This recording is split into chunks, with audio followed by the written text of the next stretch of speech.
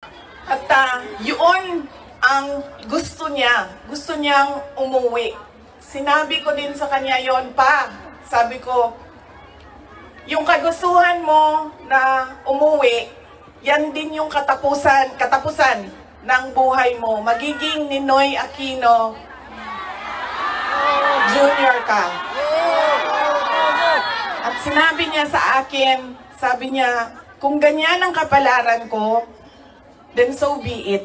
Basta lang mauwi ako sa Pilipinas. Ang pwede natin gawin ay i-demand na ipauwi or iuwi nila si Pangulong Duterte. Bring him home! Bring him home! Bring him home! Bring him home! Dahil yun din ang gusto niya. Araw-araw na nandun ako, sa mga araw na nandoon ako, isa yan sa paulit-ulit niyang sinasabi, kailan mo ako mapalabas dito dahil darating ang eleksyon, mag-mayor pa ako ng syudad ng Davao. Bring him home! At yun ang gusto niya. Gusto niyang umuwi. Sinabi ko din sa kanya yon pa.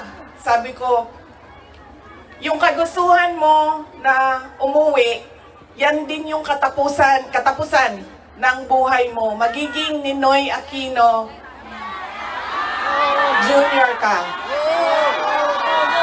At sinabi niya sa akin, sabi niya, kung ganyan ang kapalaran ko, then so be it. Basta lang mauwi ako sa Pilipinas.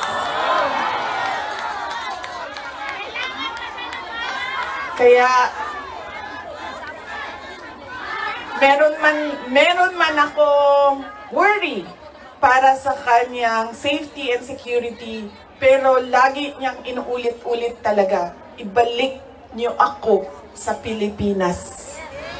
Bring him home! Bring him home!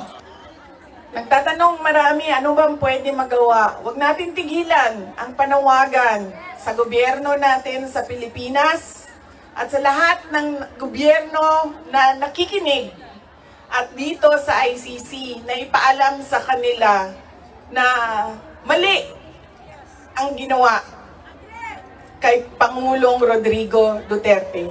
At paano ba itama yon? Ibalik nyo lang siya sa Pilipinas.